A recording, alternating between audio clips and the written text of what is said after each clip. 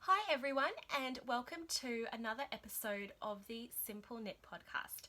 My name is Elina, and you can find me on Instagram and Ravelry as Simple Knit Co. This is my little corner of YouTube where I chat to you about all the things that I have been knitting. And if this is your first time checking out the podcast, welcome along. It's great to meet you. And if you are a returning viewer, it's always wonderful to spend some time with you. I know it's been a little while since I posted my last podcast episode, but I just haven't felt like it. There's no other reason. I just haven't had the energy or inclination to record a podcast episode for the last little while. I've kind of had time set aside to do it, and when it gets to the time, I just didn't feel like it. And this is just a hobby that I do for fun, so if I don't feel like it, I won't record. But I did feel like it this morning, so that's why we are here. Pour yourself a drink. I've got a coffee. We have quite a bit to talk about, so yeah, here we go. Obviously quite a lot has been happening in the world in the couple of months that I haven't posted an episode, and I'm not the person that you need to be listening to about anything. So I'm just going to direct you to some resources instead. So obviously the Black Lives Matter movement that has exploded around the world, the great thing in Australia is it's really directed people's attention to Indigenous incarceration rates, and proportionally Aboriginal Australians are the most overrepresented in prisons in the whole world, which is atrocious. Yeah, there's no other word. It's just absolutely horrific. The Guardian in Australia has an ongoing report called Deaths Inside that tracks Indigenous deaths in custody. There was a Royal Commission in the early 90s into Indigenous deaths in custody, and since that Royal Commission there's been over 400 Indigenous deaths in custody. A lot of it is due to racism, due to neglect, due to people's medical and mental health concerns not being taken seriously by an incredibly racist system. So I will link to the graphic report from The Guardian that it lists, since the Royal Commission in the 90s, every Indigenous death in custody and what happened to that person. And the other thing that's been coming up more in general conversation is conversations about police abolition and prison abolition, which are incredibly important movements, incredibly important causes to get behind. I honestly believe that the prison complex is something that we shouldn't have, and the police force is something that is something we use as society to not deal with our problems and to not deal with each other as human beings. It's a way to outsource our caring and concern for people so that we can feel like we're safe and taken care of and that there's someone dealing with the problems. But when it's people who've not been trained and people who are armed, that is obviously an incredibly violent system. That is not something that I think a functioning society should need. There's a really great article that came out a couple of days ago from a woman named Vicky Roach, who is someone who has spent a lot of her early life incarcerated, and her advocacy for prison abolition. She's someone who has a lot of real life experience of what the prison system is like in Australia, and a lot of really great insight into why this system needs to be abolished. So I'll link that article down below. I'm sorry that I keep looking down. I have them all written on my computer so that I remember everything. I will also link a GoFundMe from an organisation called Sisters Inside that is all about taking care of women within the prison system. They have a GoFundMe page called Free Her, which is a GoFundMe that pays warrants and bails for Indigenous single mothers. They are the portion of the population that are most likely to not be able to afford small amounts of bail and warrants to get themselves out of prison and to be reunited with their children. And that is gross, because if you're only in jail because you can't afford a payment, that means it's just something that's legal for people who can afford it, which is not justice. So I will link to that GoFundMe below. Sisters Inside are an amazing organisation. They're based in Brisbane, where I'm from, and they, Debbie Kilroy, who is the director of that organisation, does some really amazing work. Also, if you're in Australia, there is an amazing documentary film that's currently on ABC iView. It's called In My Blood It Runs. It's about a little 10-year-old Aboriginal boy from Alice Springs and his family, and it really looks at the inevitability of Indigenous incarceration. It's incredible. It's been really, I think it came out in cinemas last year, and it's gotten really great. It's been won awards. It's a really wonderful documentary, and I think it's one of those things that's kind of compulsory viewing. So I will link to that on ABC iView below. You don't need an account. You don't need to give any information to watch ABC iView for free. You just click it and watch. And the last thing that I will talk about before I get onto the Ravelry issue is here in Brisbane, we currently have a blockade in Kangaroo Point. In a hotel in Kangaroo Point, there are 120 men who are asylum seekers and refugees who are being imprisoned in a hotel. They were all medevaced from Manus Island and Nauru literally years ago, and they are now imprisoned in this hotel. They're not allowed to leave. They have really limited access to supplies and healthcare, and it's just disgusting. It's awful. A lot of these men have wives and children. They have families. Their families are in community detention in Brisbane, and these men are locked in this hotel. They're not allowed any contact with their wives or children. They're not allowed to see them. They're not allowed to hug their children, and it's disgusting. So I will link to an article about the Kangaroo Point blockade from the Refugee Action Coalition in Queensland.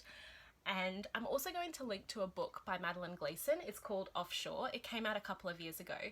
And Madeline Gleeson is a lawyer, and she basically just went through the history of of offshore detention in Australia for refugees and asylum seekers, and how unethical and just horrendous. The system was just created to deter people from seeking asylum. Basically, it was just set up to torture people. There's no other reason. There's no other reason other than to make other people's lives miserable.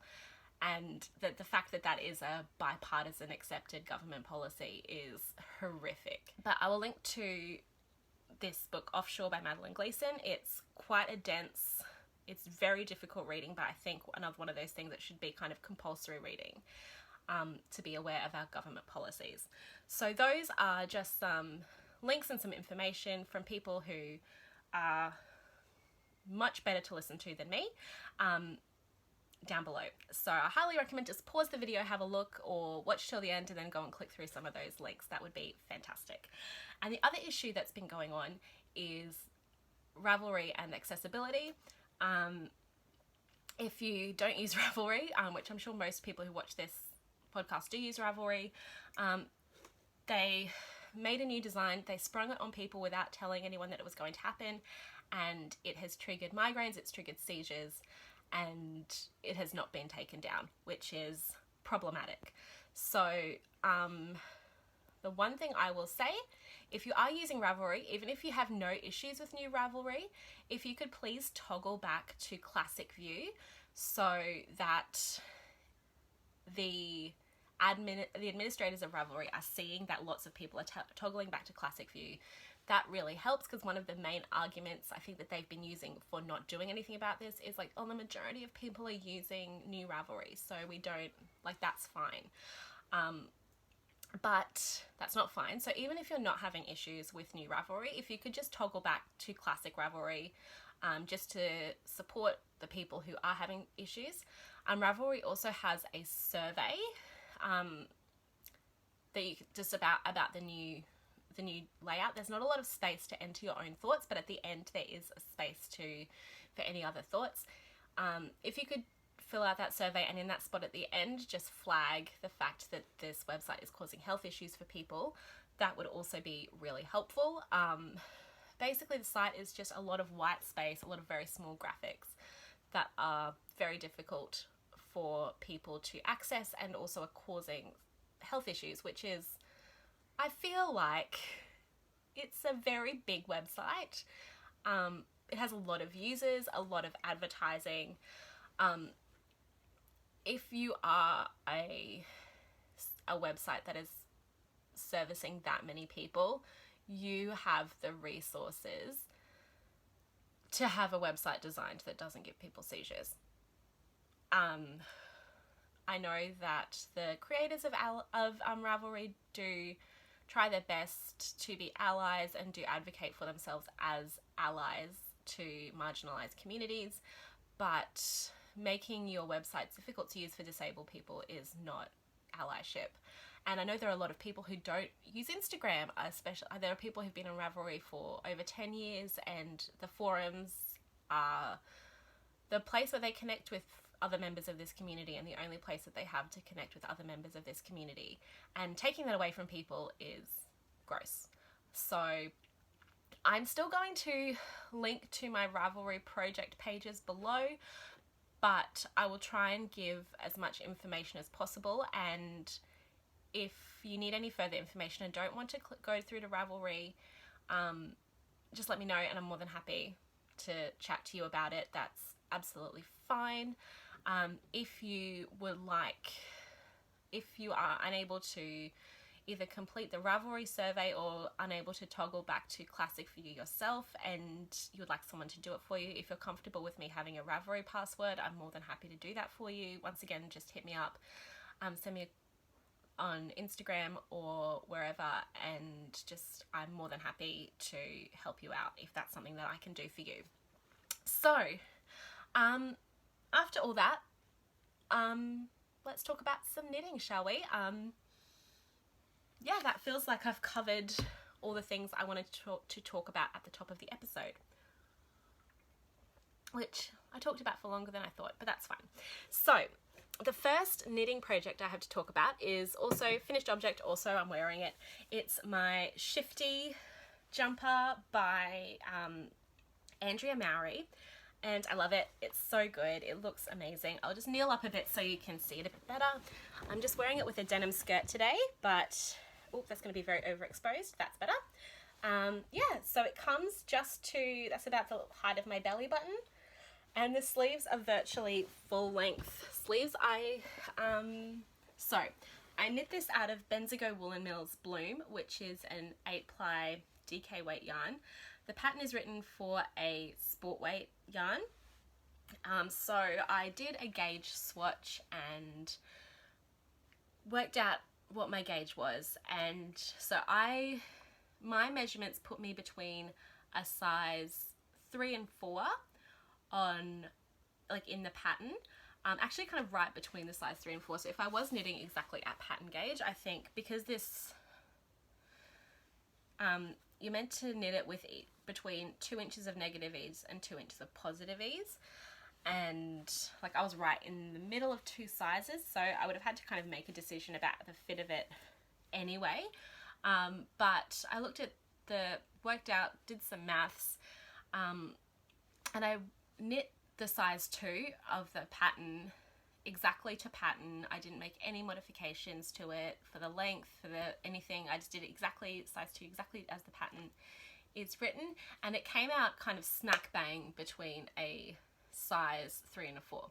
So it's virtually like, it's basically just like 0 ease around my bust. I have a 40-inch bust. So yeah, I knit the size 2, which I think is supposed to come out at like the 34 or 36 inches, and it came out at basically smack bang on 40. So that is how that went for me. If you're looking at knitting this in a DK weight yarn, that's just what I did. I knit the size 2 exactly to pattern. My row gauge must have been a little bit crazy as well, because the pattern I think is designed to have kind of this length sleeve, and mine came out virtually full length. I think I want to do a slightly more vigorous block of this and just give the sleeves that little bit, because they're kind of just, they go there, which is a little bit awkward. I kind of want them to be, so I do kind of stretch them out as I wear it. But I think, yeah, I have enough width in the arms that I could do a slightly more vigorous block of the sleeves to give them a little bit more length. But other than that, I'm super happy. It fits me really well across my shoulders. The neckline's really lovely. Like, it's the perfect, I think, like the perfect width for like a high neck that's comfortable. So the colorways I knit this in Bendigo Woolen Mills Bloom. My main color is Twilight Sky, which is this kind of purpley, bluey colorway. The Bendigo Woolen Mills Bloom, actually I've got some skeins of it here, I'll just show you. So this is my main color, and that's how much I have left. It comes in 200 gram skeins, so I have a lot of yarn left. All Bendigo Woolen Mills yarn is really affordable, but it comes in 200 gram skeins, so often you end up having to buy a little bit more yarn, but it means you've got, it will be really nice as hats or something. So yeah, so this is my main color, Twilight Sky. Then for color B, so the first contrast color I used, it's a colorway called Rust, and that's the one up here, and it's at the bottom of the sleeves.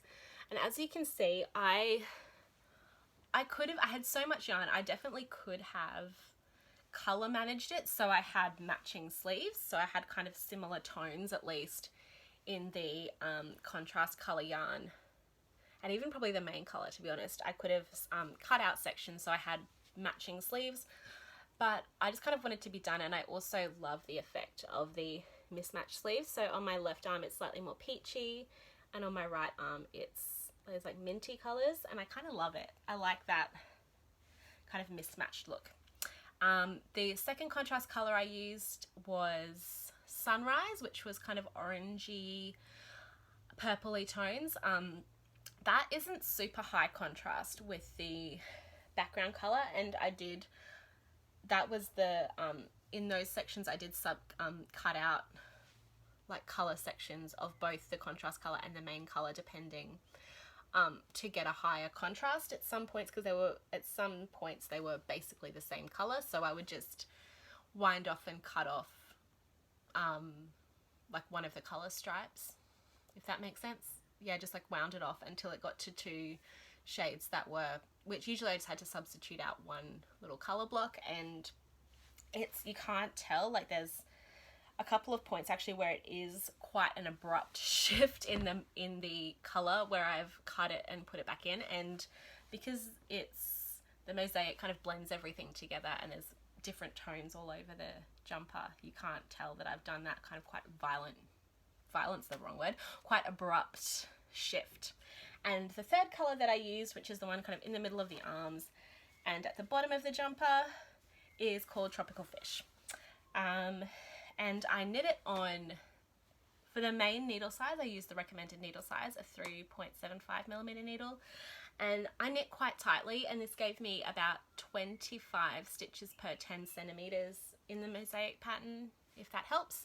And I'm really happy. It's really nice and like structured, like it's a nice thick warm jumper. It's probably actually a little bit warm to be wearing it today, but had to show you what it looked like, so I'll be fine. But it's a really nice warm jumper, and so it is like quite a dense gauge on that needle. For the ribbing, the pattern recommends you go down to a 2.75mm needle, which would just would have been too tight on like a DK weight yarn, so I just went down one size to a 3.5mm needle, and that's fine. Like it's goes in enough. And I did everything as I said, everything to the pattern. I did tubular cast-ons and bind-offs. I did exactly the same number of repeats for the size 2, and yeah, I'm really happy with it. It's really fun. It's just a really cozy and comfortable jumper. The yarn is wearing pretty well. There's a little bit of pilling in the high friction areas, but not very much. This yarn is a little bit has a little bit of a halo to it, if you can see. I don't know if you can see. Has a little bit of a halo to it. It doesn't feel scratchy on the skin. I'm only wearing a bra under it today, and I'm actually a bit warm in it, and it's still not itchy or uncomfortable, because usually that's when your wool sweaters get itchy, is when you're too hot. and I'm a little bit warm, but it's still not itchy. So yeah, I'm really stoked. There are quite a few people have made the Shifty out of bloom. I didn't get the idea for myself. So if you just yeah, there are quite a few people, and most people end up knitting the size 1, the smallest size, so because it is a slightly thicker yarn. But yeah, it's worked out really well. I'm super stoked. I love the purpley colours. They're kind of not colours that I wear very often, but I think they're really fun and I really like it. So that is my Shifty. What else do I have?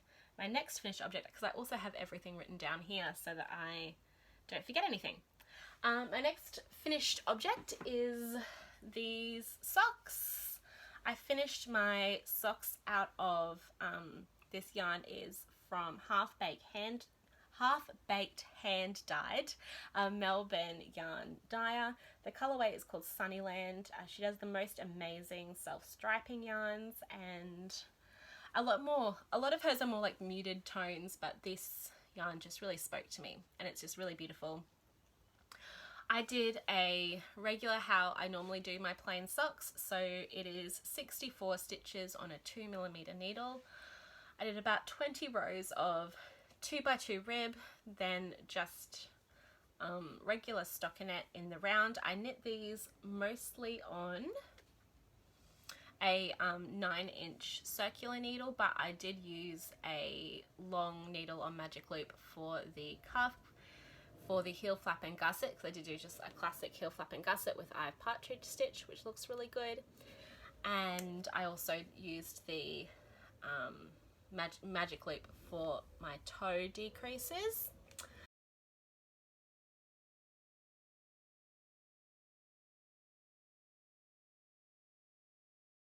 My next finished object is this hat. I think it was last weekend. I wanted to knit, but I just didn't feel like working on any of the projects that I had on the needles. Like, none of them felt quite right for what I wanted to do. The amount of brain space I wanted to use, it just wasn't, none of them were vibing with me. So I decided I wanted to cast on a hat, and I had wanted to make like a ribbed chunky hat. I remembered I had this yarn in my stash. So this is Brooklyn Tweed Quarry in the Serpentine colorway. It's left over from the Ginsberg shrug that I made about 18 months ago. And I found this free pattern on Ravelry. It's by Lavanya Patricella, and it's called the Water is Life hat. It is a free pattern, but she gives a couple of organisations that you can donate to that provide clean water for Indigenous populations in America, which is really cool. So she provides a couple of organisations for you to donate what you would spend on the pattern to, which is really lovely. And it's just a really great, it's just a 2x2 ribbed hat pattern that uses a bulky weight yarn. And I did slightly change the crown decreases from how she did them, but I just basically did what she did, and this is the result. I really wanted a 2x2 ribbed hat that's kind of like this short style that doesn't quite cover your ears. My style inspiration for this was Detective Gorin from Law and Order Criminal Intent. I watched the first couple of seasons. They're on one of the streaming services, or the Channel 9 rewatch internet TV service. So I was watching those, and he has like this little like 2x2 ribbed, like quite thick beanie that he wears, and his little ears stick out. And I was like, that's definitely the style I want. And I did also want to make a ribbed hat in like a dark green color, because in the Netflix movie Polar that has Mads Mikkelsen and Vanessa Hudgens in it, Vanessa Hudgens wears a hat like this. Her name is Vanessa Hudgens, the one from High School Musical. I'm pretty sure that's her name. But she wears this like khaki green ribbed hat in that film, and I really liked it. So that was kind of my style inspiration behind this. But I mean, it knit up in a matter of hours, and it looks really cute. You can also just wear it like baggy like this if you wanted, but I'm really enjoying wearing it a little bit more, oh, look at my hair, a little bit closer to my head in that kind of, this style. And yeah, I really like it. It's a really great hat pattern, great one to have. It used seriously hardly any yarn at all. I haven't even weighed it, but I had less than a skein left, so I had less than 100 grams of this yarn left, and I used less than half of the half a skein I had left. So I used a tiny bit of yarn. So if you're looking for something to just fly through some leftover bulky weight yarn, I highly recommend this pattern. Let me just take it off, otherwise I will melt. Okay, so that's everything that I have finished. I am working on a couple of other projects, so I will talk to you about those. Which one first? I'll do the big one first. So I have started knitting. I think in the last podcast I said I was about to start this project. It's the Astragol sweater by Ainur Birkenbayeva, who is the she's Mama's Teddy Bear on Instagram. It's from this issue of Pom Pom. It is the, what is this, Autumn 2019 issue of Pom Pom, and it is this jumper. That's not helpful. And I already had the yarn for it. I'm knitting it in Brooklyn Tweed Arbor in the Parker colorway, which I believe is a discontinued colorway, but I love it. Once again, it's quite similar. It's a little bit lighter and a little bit more olivey than the Serpentine in Quarry. Brooklyn Tweed show today. And but it's, yeah, that really nice like olivey khaki green, like the color of a Parker. And I love it. I got it, Brooklyn Tweed was doing that promotion with local yarn stores a few months ago, so I was able to get it on a bit of a discount as well, which is nice. And I'm loving working with Arbor. I've never used Brooklyn Tweed Arbor before, but it's so beautiful. The stitch definition is insane, and it is so like squishy, and it's just an absolute joy to work with. So I've almost finished the body. All I have to do is the bind off, but it's a tubular bind off and I couldn't bother to do that last night. So I'll just show you, like, sorry it's getting really washed out, let me see. But you can see like the crazy good definition of the twisted rib and this really cool little like teardrop detail around the yoke. So this jumper is mostly in reverse stockinette, as you can see, and bless your hearts if you can be bothered to do this many purl stitches, because that just wasn't happening for me. So the beginning of the round is the center back. So when I got to the end of this last little bit of the patterned stitches, I got to there and I turned it inside out, slipped the first stitch, and I knit it inside out in regular stockinette, just to do just regular knitting all the way through, which mainly because the purl side of the fabric in stockinette, so the reverse stockinette side, I feel is just a lot less forgiving if your gauge is inconsistent. That's the side, that's the little bumps sitting together is just really obvious if your gauge isn't nice and even. I mean, some of that can be corrected with blocking, but some of it just can't. And I know that, like, I'm a pretty experienced knitter, but I just know that my gauge is more consistent and more even if I'm doing knit stitches than purl stitches. I just find much easier to control a really, really consistent tension. And with a nice plain jumper like this in this beautiful yarn, I just wanted it to be as good as it could possibly be, and for me that meant knitting it inside out. From there I just knit it inside out. As I said, the beginning of the round is the center back, so I didn't have to, when I did this, divided the sleeves, I didn't have to change anything to do that. I just, because it's centered, the beginning of the round is centered, so I didn't have to change anything to divide for the sleeves.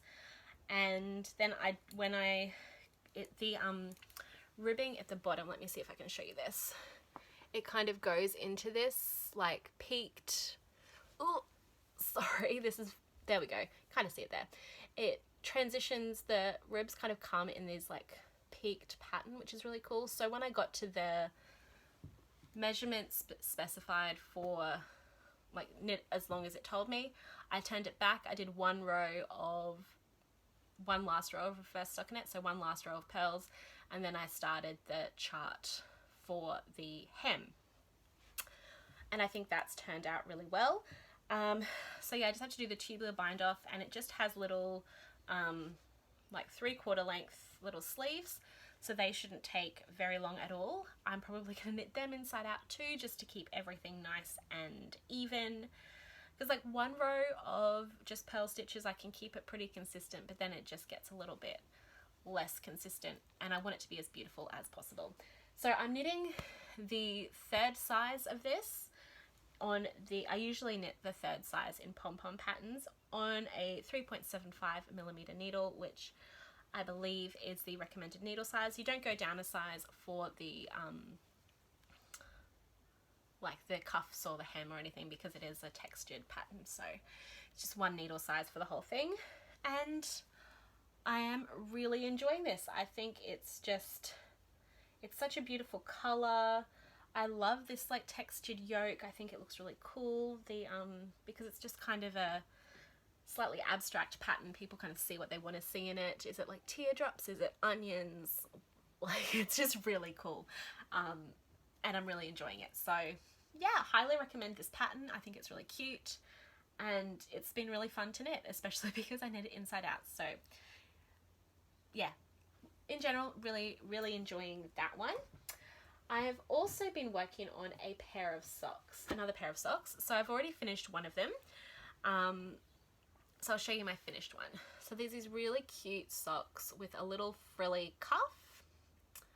So these are the Midnight Dancer socks by Surrey Nordland. And they are just a plain stockinette sock with a ruffle cuff, which I think is just so cute. So there are 3 sizes in the pattern. I'm knitting the middle one, and I'm knitting on the recommended needle size, which is a 2.5mm needle, which is very different for me. I normally knit my socks at a really tight gauge, but I just felt like doing something different, and I was like, this is, a lot of sock patterns recommend you use a 2.5mm needle, so why not just give it a go? So I did. I just gave it a go, and like, it fits pretty well. The only change I've made, in the pattern there are 2 options for a heel. There is a short row heel or a heel flap and gusset, because these are just going to be more cute socks. They don't need to be super hard wearing. I was going to go for the short row heel option, and then I can't be bothered with short row heels. I don't like them.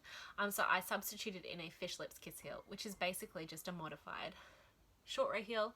But I really recommend, if you like this kind of style of heel, I highly recommend paying the like $1 or $2 for the Socks Therapist Fish Lips Kiss heel pattern. You get this amazing document that, like, I learned a lot about how to get socks to fit from that as well, not even like aside from the heel pattern. That it's just super easy, and you can just keep it in your head and you don't have to think about the heel.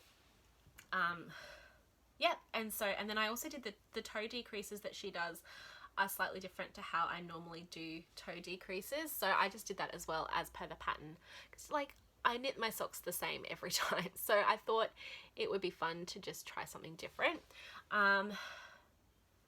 I will say, even though I did this the size that like I should have for the circumference of my foot, I think I just have really skinny ankles, so this is a little bit loose around my ankle. So it will be interesting to see how they fit, and like, I use the recommended needle size, and I'm pretty sure I was actually, like, I've got a tighter gauge than the pattern, and I still feel like they're a bit loose. I know who was the Avid Knits podcast, and I can't remember her name. It'll come to me in like 10 minutes. She was saying that she's tried knitting a sock on 2.5mm needles recently as well, and doesn't know how people do it, because she also knits hers on 2mm needles, and I'm with her. I don't know how you people live with socks this loose, but it was fun to try something, and because these are just like a fun sock, like they've got the frilly detail, like these aren't going to be like everyday hard wearing socks. I don't mind if the fit isn't absolutely perfect. I love the little ruffle around the top. It was a little bit fiddly, but it is really cute. And the yarn that I'm using is a Stress Knits yarn The colorway name I also cannot remember, but is linked down below, and I will try to put on screen. And it's just like this undyed base with, oh, that's washing out. Here we go, get over my face, maybe? No. Can you see it from back here? Sorry, the sun's, it's very cloudy, so the sun's like diffusing in a really interesting way. But yeah, it's just like an undyed base with these little green speckles. It kind of looks like grass stains in a cute way.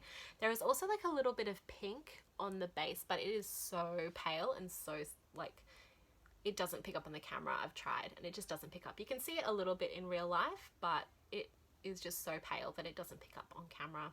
But yeah, they're just really cute little socks. The second one, as you can see, I'm knitting them on a 9-inch circular, and the second one I am just up to, I've just done the heel. Oh gosh, it's just glowing. So hold it back here, there we go. Yeah, I've just done the heel on the second sock. So the other thing that I've actually put a little bit of work into recently is my ongoing, very long, I'm still like less than a third of the way through, the Midsummer Rose Shawl by Elina from issue 5 of Liner magazine. I've been working on this for ages. It's this really intricate lace shawl, and that's where I was when last we spoke. I'm kind of onto the main pattern repeat now. I've done, I think, I'm onto the second repeat of 6 of the main pattern. I have it on a 1.5 meter cable, and it's already like starting to bunch up. So this is a really gorgeous lace pattern. When I want something that really like takes up my whole brain, this is the pattern for me. You do the lace on both sides, so it's not like you have, there are no rest rows in this pattern. Every row is a pattern row, but I love the effect. I think it's so beautiful. It's going to be massive. And yeah, so I've done about that much, but look, if you look how long the rows are already, yeah, it's going to be huge. So the yarn I'm using is white gum wool 4-ply in the Sedge colorway, which is this really great mustardy color, and I have lots of this yarn, and I realized I'm probably only going to need 3 of my 4 skeins, because they're at 472 meters in 100 grams. The yardage on this is just bonkers, but it is a really beautiful yarn, and White Gum Wool are a really great ethical yarn company and a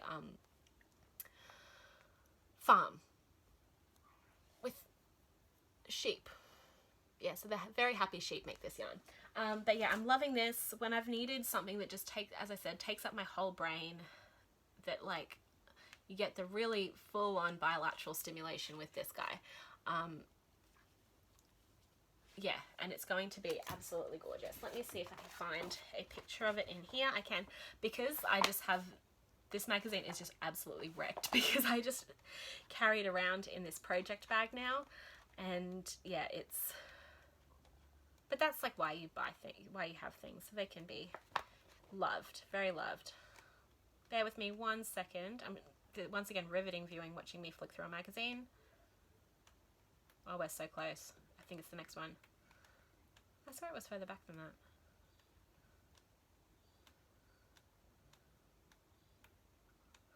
The suspense. This is like a thriller. Oh. Oh yeah, wow. Yeah, it's right at the front. So that's how big it's going to be in the end. It's really huge. And I know the designer's actually just knit another one for herself in like an undyed cream yarn, because I follow her on Instagram, and it looks gorgeous. And she's clearly a much faster and smarter knitter than me. So yeah, that's how much progress I've made since last we spoke. As I said, I feel like this project, it will be beautiful to wear, but it's really much more of a process knit project for me. I don't care if it takes me 2 years to finish this shawl. I just love the process, and the intricacy of the finished piece will be worth all of the time that it's going to take to make it. So I guess when you don't podcast for 2 months, you have a lot to talk about, because this is going to be a very long episode. I apologize. I don't like long podcast episodes. If your podcast is longer than like 45 minutes, I usually don't bother to watch because I just don't have that kind of time. So if this podcast ended up being that long, I applaud you, and I'm very, very grateful that you chose to take so much of your precious time to spend listening to me talk. So please let me know down below how you are. Please let me know down below what you're working on. I really do love your comments, and if there's anything you would like to share, please feel free down below in the comment section. And yeah, I hope you're all keeping safe and well. And yeah, once again, thank you for sitting through a very long episode, and I promise I'll do my best not to leave it so long before the next one. All right, bye.